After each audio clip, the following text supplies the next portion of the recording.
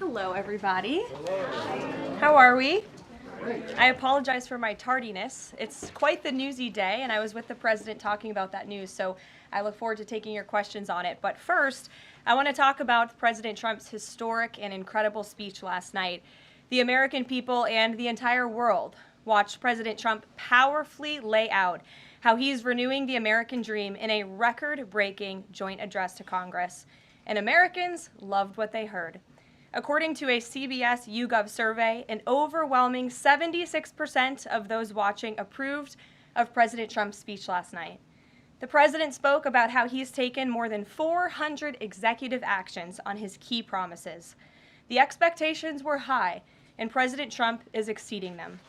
According to brand new polling from the Daily Mail, President Trump has never been more popular as his approval ratings are reaching historic highs. More Americans believe America is headed in the right direction than the wrong direction.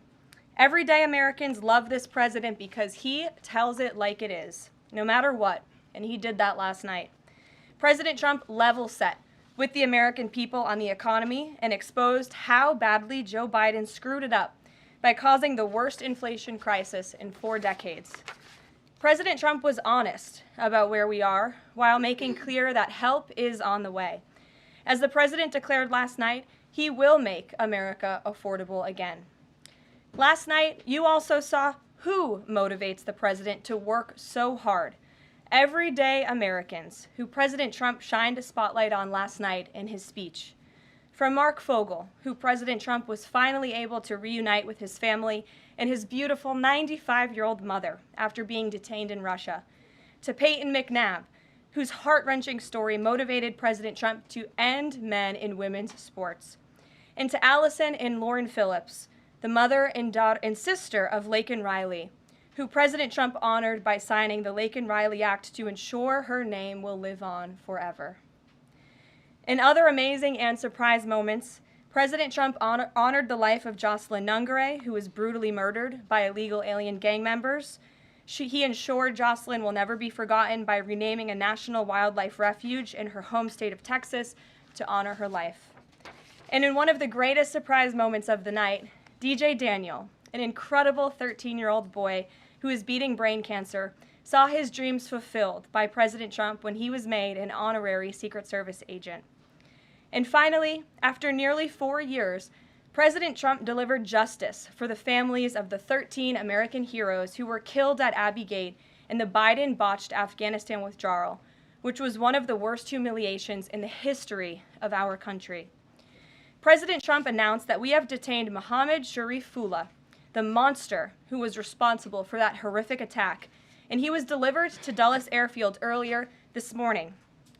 On his first day in office, President Trump's national security team across the federal government prioritized intelligence gathering to locate this evil individual. President Trump's team shared intelligence with regional partners such as Pakistan, who helped identify this monster in the borderland area late last month. Mohammed confessed to his crimes related to Abbey Gate and other attacks in Russia and Iran as well to the Pakistanis. And U.S. law enforcement officers traveled to Pakistan over the weekend, where he again confessed his crimes to the FBI. As President Trump said last night, this killer will now face the swift sword of American justice for these atrocities right here on United States soil. Joe Biden was responsible for this botched withdrawal, and he had 3 years to find this evil terrorist, and he didn't even try to get the job done. But President Trump campaigned on behalf of and grew very close to the Gold Star families. He promised them accountability, and last night, he kept his promise. He spoke to those Gold Star families yesterday, ahead of his speech, in an incredibly heartwarming call to share this incredible news. And as President Trump asked in his speech last night, how could anyone possibly be opposed to any of this action that he is taking? Well, apparently, the modern-day Democrat Party could.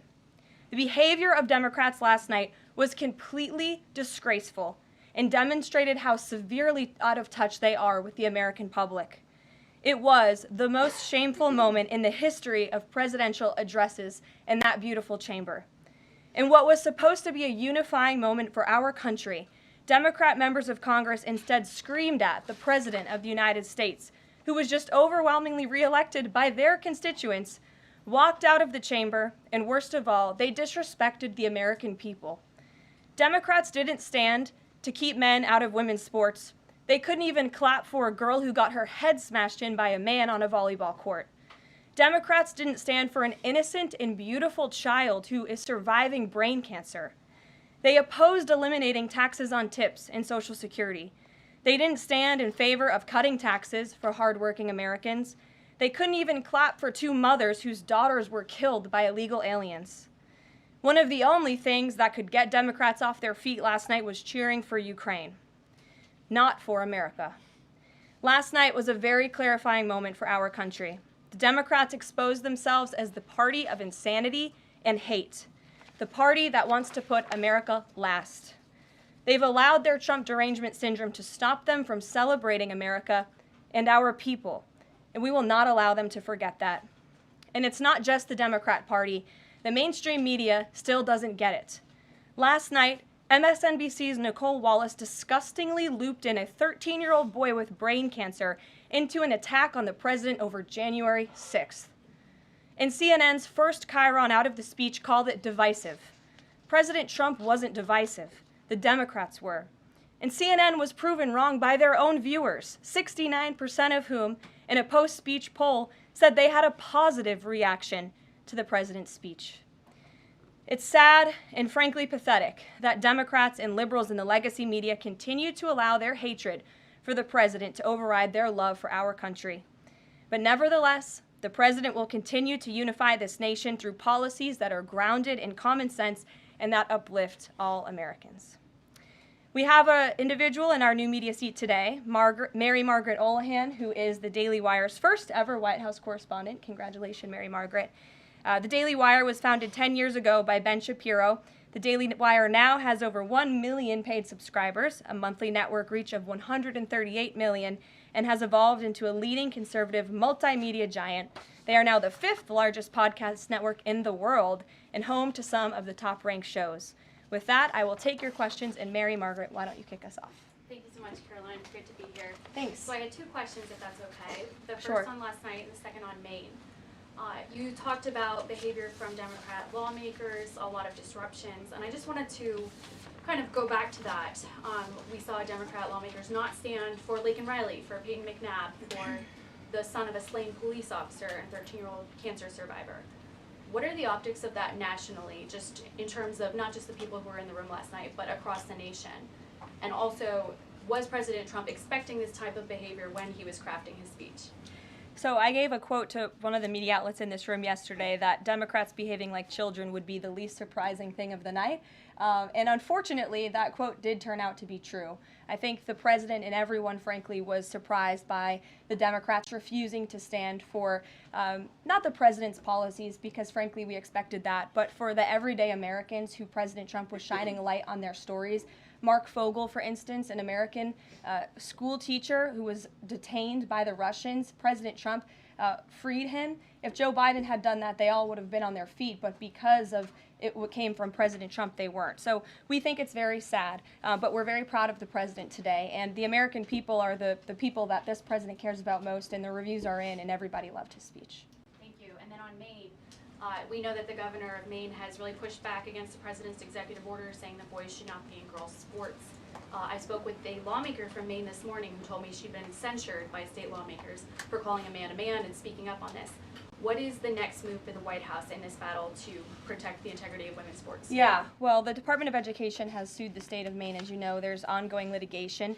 The president has made a commitment to ensure that states are being held accountable if they continue to allow men in women's sports, which he believes is an egregious violation of taxpayer dollars. And so that fight continues, and the president won't back down. Again, this is a common sense policy.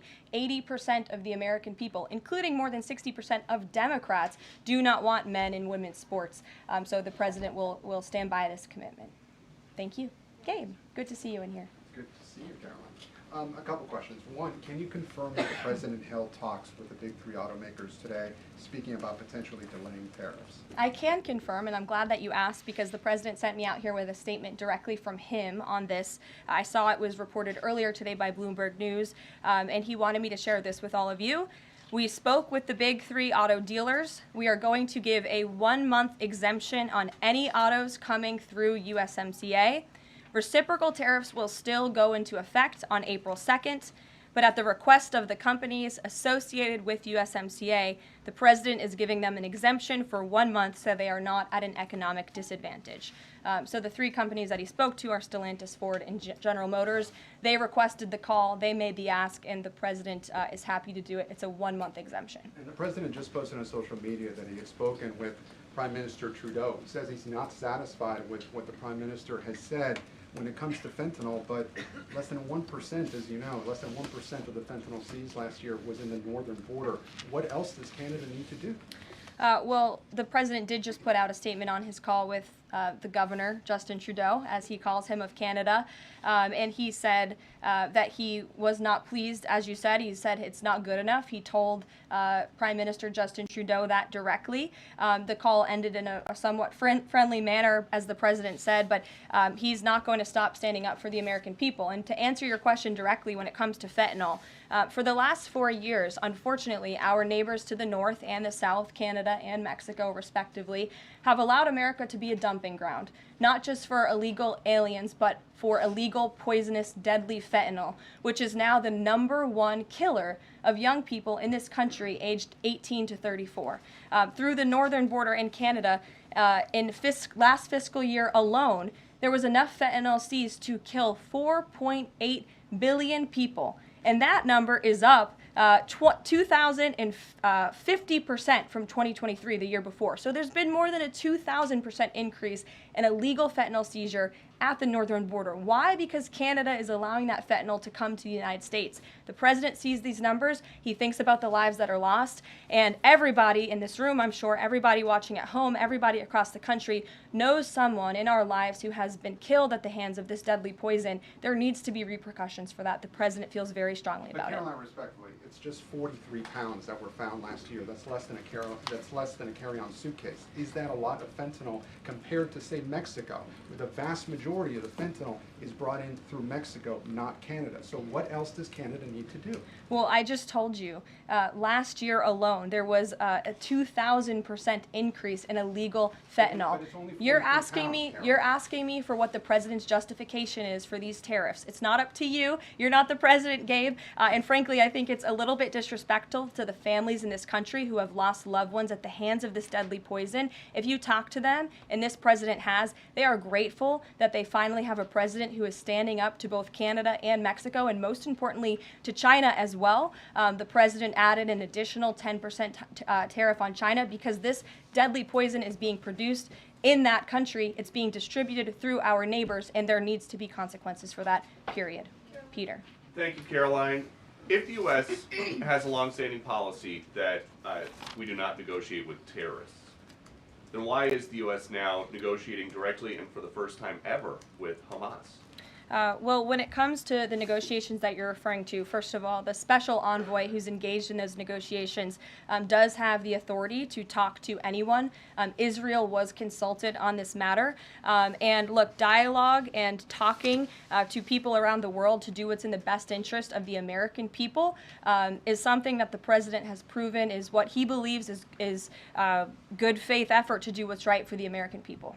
Is it just about the hostages, or are they also talking about the president's plan to take over Gaza? These are ongoing talks and discussions. I am not going to detail them here. There are American lives at stake. I would defer you to the Department of State for further details, but I'm not going to get into those talks here at this And podium. we know that some officials here were miffed that Zelensky showed up last week without a suit for his meeting in the Oval Office. But Elon Musk never wears a suit. He did last night. So what is the dress code? Well, Elon Musk wore a suit last night. I'm sure you saw it. Was he spooked by the Zelensky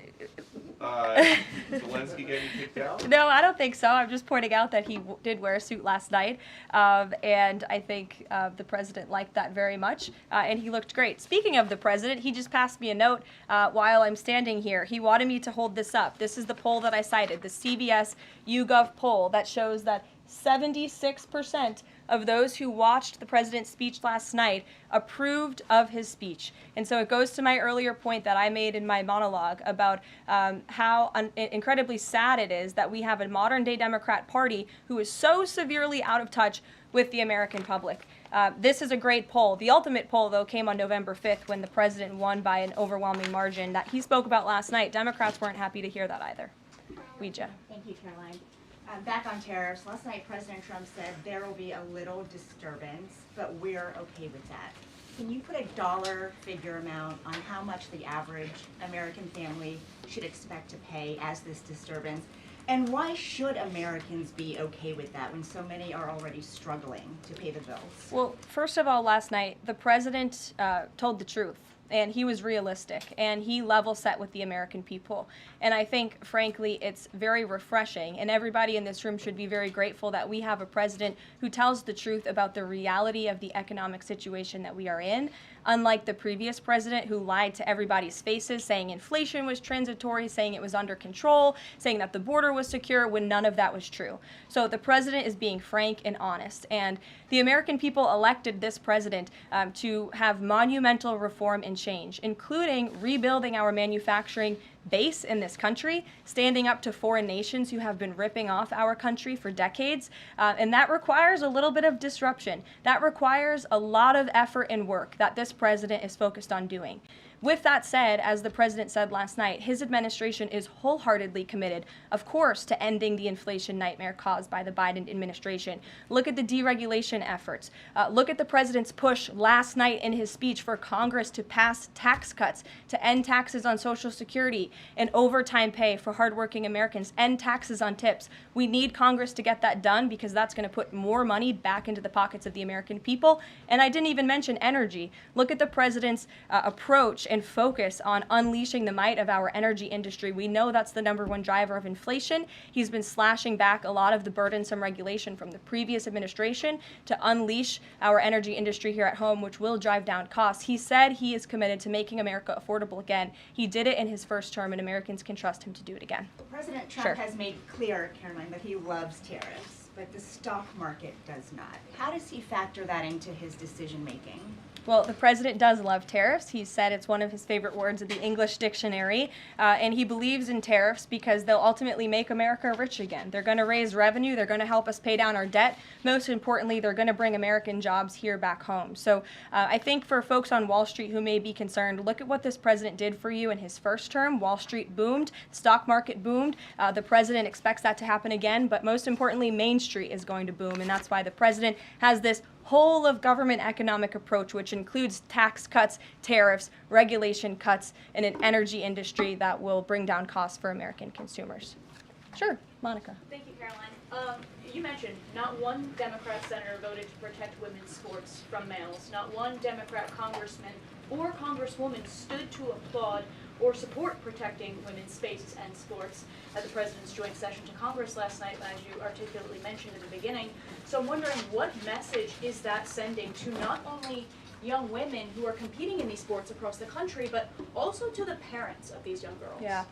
I think the message that Americans should take away from last night is that they have a president in the Oval Office who is committed to doing what's right for them, especially women and girls across the country. And I think it's very ironic, thank you for bringing up the point about women, that Democrat women were wearing pink to support our fellow females, yet they couldn't stand, again, for a young woman who was almost killed and severely injured by a man on the volleyball court. They couldn't stand for the mothers of 2 beautiful young women whose lives were taken tragically at the hands of illegal people. So you can't say you're the party of women and then support men and women's sports and not stand up for basic law and order and immigration reform that will protect women in this country. That's what President Trump is doing. He's the president for women. Lindsay, good to see you. Thank you, Caroline. Good to see you. So, speaking of tariffs, China said yesterday that they're ready for any kind of war with the U.S. Because of these tariffs that have been placed on them. And a Chinese spokesperson also said that the tariffs would not lead to a resolution of U.S. concerns about fentanyl originating in China. Can you speak to how the administration is planning on responding to that? Well, I think Secretary Hegseth has responded to that this morning.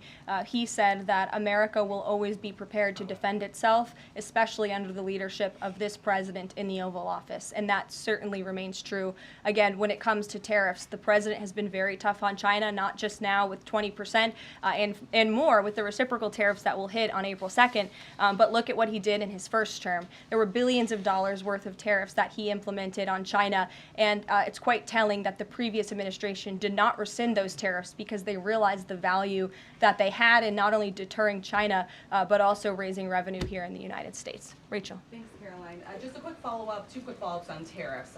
The president mentioned a little disturbance during his remarks yesterday. The CEO of Target says that consumers will likely see prices go up on everything from strawberries to bananas to avocados. How long should Americans expect to pay higher prices? Are we talking a week, a couple of days, a few months? Again, I don't have a crystal ball, but what I can assure the American people is that this president and this administration is doing everything they can. And I would remind you and everybody else in this room that it's because of the previous administration's economic policies that Americans were left with record high inflation. Inflation throughout Joe Biden's entire 48 months in office was at or above 3%. It hit record highs, as you know. And there's a whole list of what the Biden economic disaster this president was left to clean up. It's been a month, but he's working hard every single day to do just that. Just one quick follow-up on the carve-out. Sorry to cut you off there. The U.S. imported $43 million worth of eggs from Canada. I know you mentioned some of the exemptions when it comes to automakers. Will there be any other carve-outs, including for eggs? We know prices are soaring for Americans. The president is open to hearing about additional exemptions.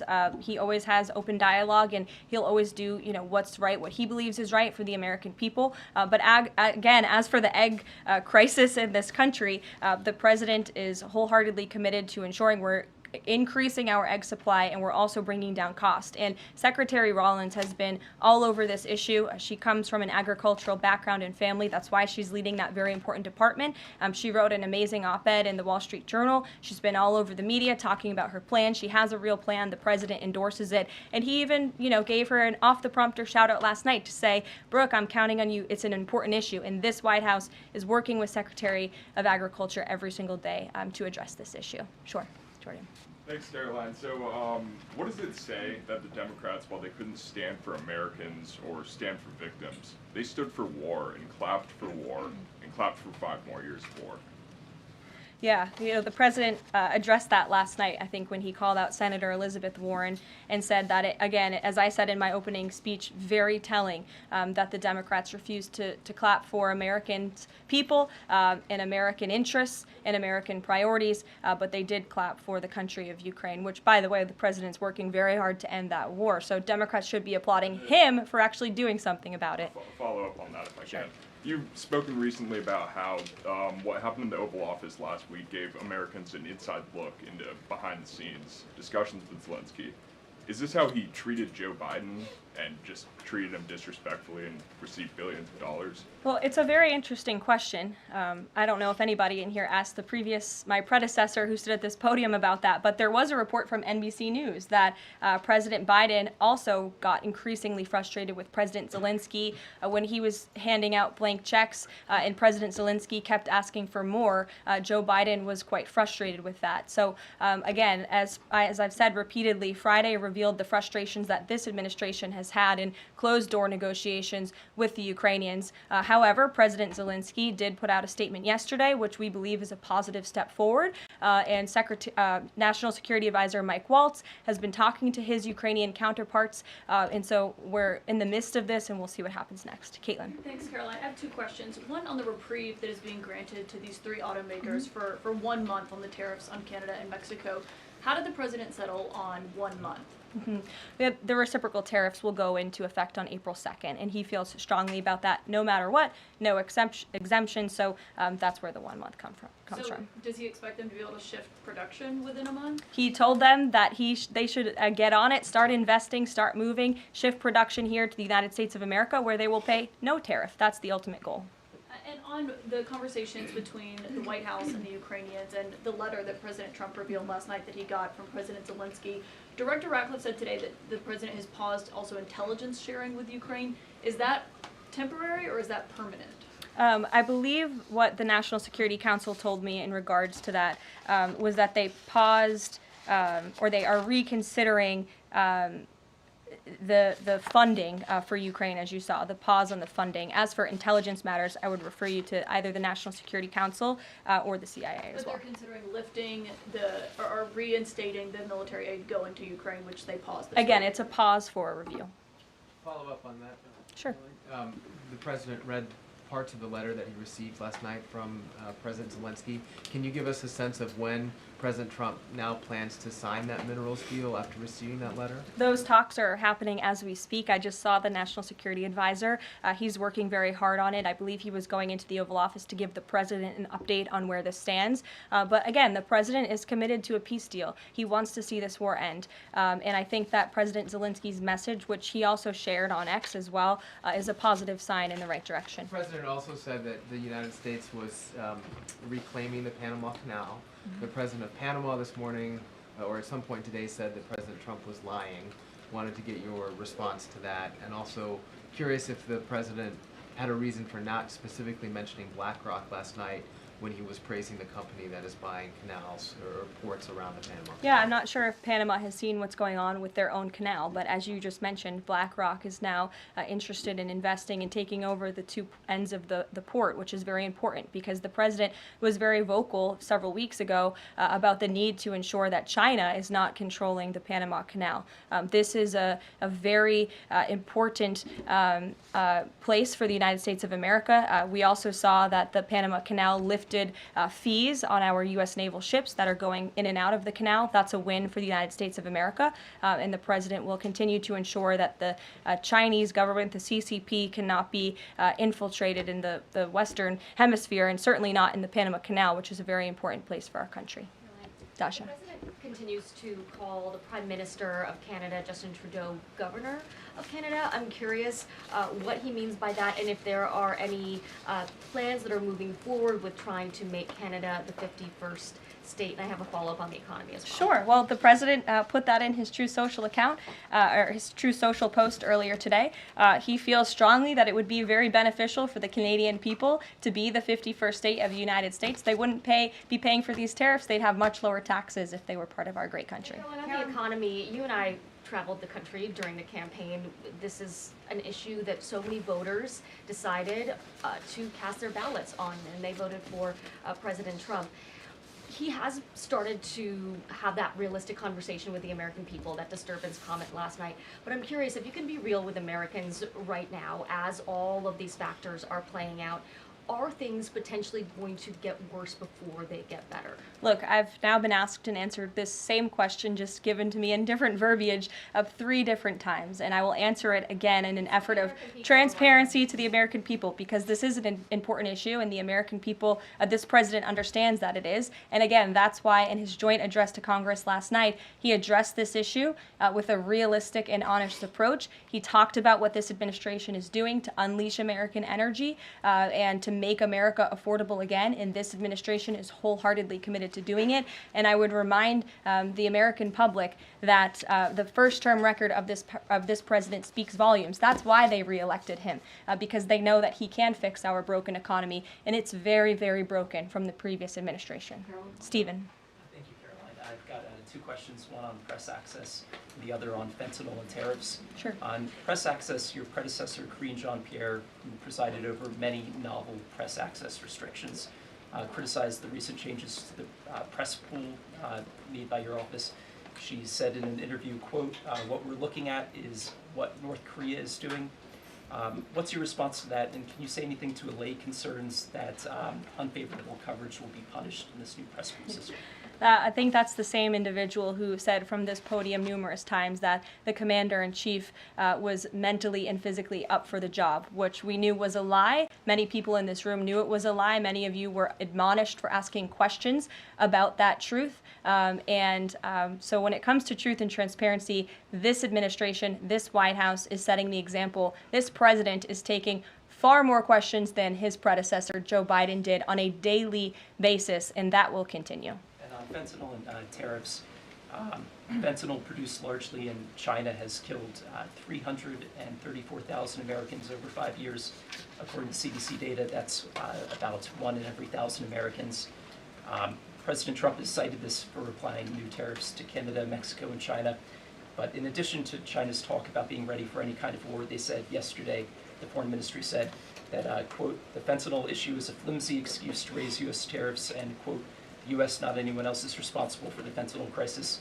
So what's the response to China that the talk of fentanyl is just an excuse for tariffs, and what does that say about the resolution? Well, of course, the country that is getting very rich off of distributing this deadly poison to American citizens is going to say that.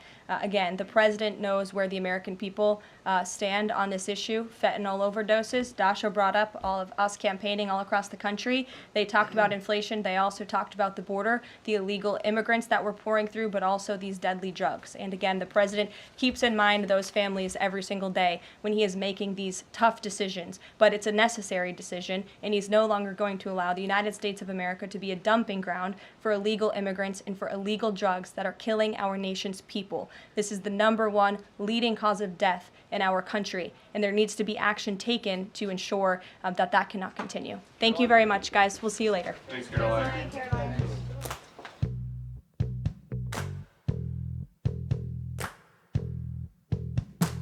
Thank you so much for watching.